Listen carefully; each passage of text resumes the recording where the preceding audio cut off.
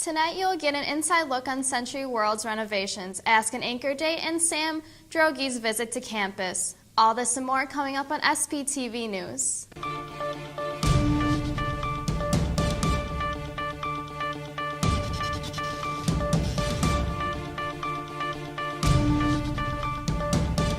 And now Milica Mitrovic in her second year with SPTV News.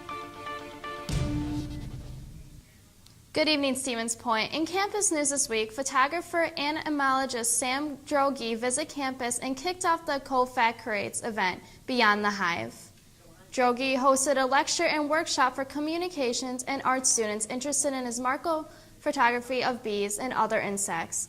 He showed the students the step-by-step process of his macro photography, and after the workshop, the Carlston Art Gallery hosted an opening reception for Beyond the Hive series that included Drogi's photography along with student pieces. Beyond the Hive events will continue until December 7th. Check out the calendar on their website for more details.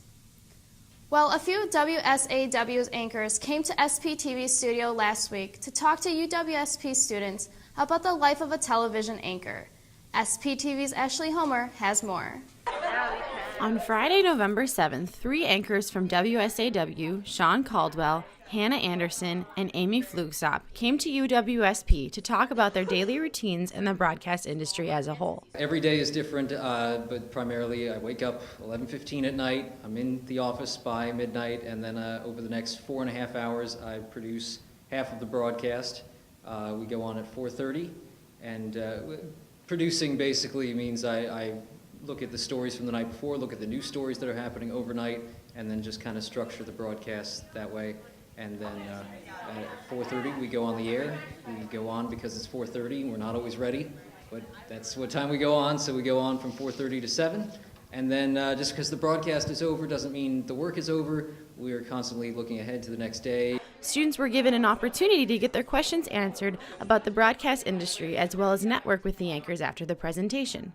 I was invited to speak here, but I always enjoy catching up with some of the, because I'm still excited about news, and I'm thankfully young enough to still kind of have that enthusiasm, and I hope to have it for a very long time.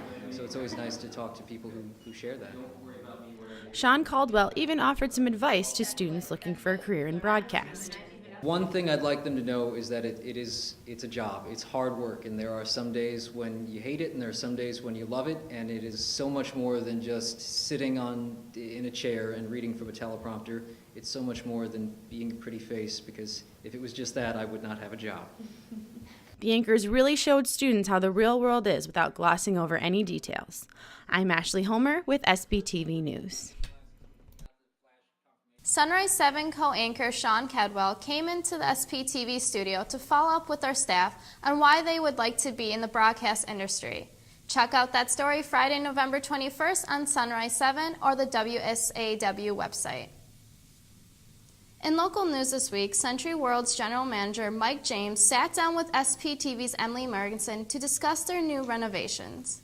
Sentry World reopened its doors to the public and is offering some brand new amenities to the Stevens Point community. The new Sentry World was gave the old Sentry World a facelift, a much needed facelift. 30 plus years of wear and tear on the golf course and the facility and the restaurant, kind of learning from what we had to what we needed. Through trial and error, we were able to then see what we really needed for the renovation.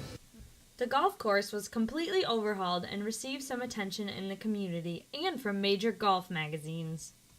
There's a lot of renovation that was done to the course. The irrigation system is new. Every hole was touched. Parts of the property that were not used for the course are now used. Complete rehaul of the golf course. When the golf course reopens this spring, Sentry World plans to host several events. We're working with the Wisconsin State Golf Association on a few events.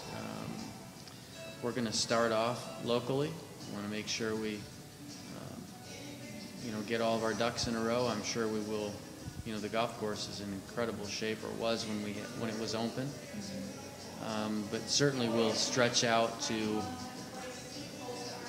regional events, even some national events with bigger organizations such as the NCAA or the USGA, United States Golf Association.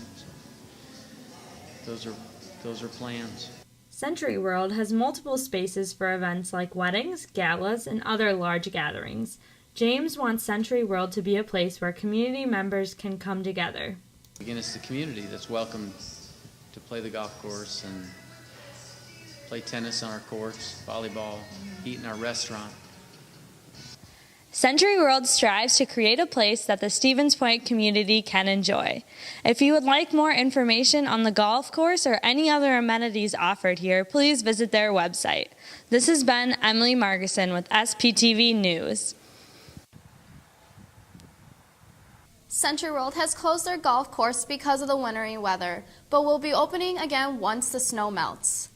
On Tuesday, 2 people were taken to Ministry St. Michael's Hospital with injuries from a car crash near downtown Stevens Point.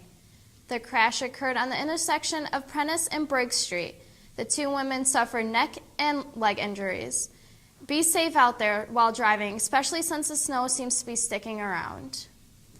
A 21-year-old UW-Oshkosh student, Kyle Allen Smith, was arrested for first-degree recklessly endangering safety because he was in possession of ricin.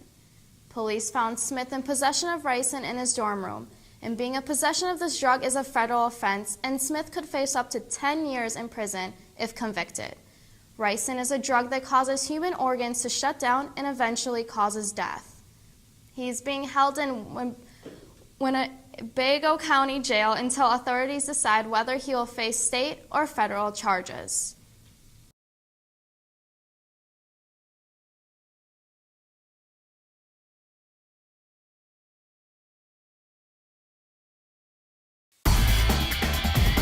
And now Adam Yirkovsky in his first year with your SPTV Sports. Welcome back. The UW Stevens Point Pointers football team was back in action on the road. They took on the undefeated UW Whitewater Warhawks. The Pointers were taken down, losing 49-17. With this loss, the Pointers have been taken out of the playoff contention. But they do play UW Stout this Saturday on their home turf. The game will begin at 1 p.m. at Gerke Field. Curtis and I will have the call. Be sure to tune in to our live sportscast. You can find the link on the SPTV website or find us on the Pointer Athletics page. In Pointer hockey news this week, the men took a trip to the land of 10,000 lakes this past weekend and took on Gustavus and St. Olaf. Gustavus was a fairly easy win for the Pointers with a score of 4-1. However, it wasn't the same story for the Ols. The Pointers lost 3-2 on the road. The men's team will be looking to get back on track this weekend with a home game on Friday and Saturday evening. On Friday, they will play number 12 St. Thomas and St. Mary's on Saturday night. Both games will begin at 7 p.m. at Willett Arena. The women's hockey team hosted Concordia Moorhead and were able to come out with a sweep. Friday, the score ended 3-1 and Saturday 3-0. The Pointers look to continue winning this weekend as they open conference play at River Falls. Both games will begin at 7 p.m. Pointers women's volleyball had a monumental season this year. Last weekend, the Pointers hosted the WSAW Conference Tournament.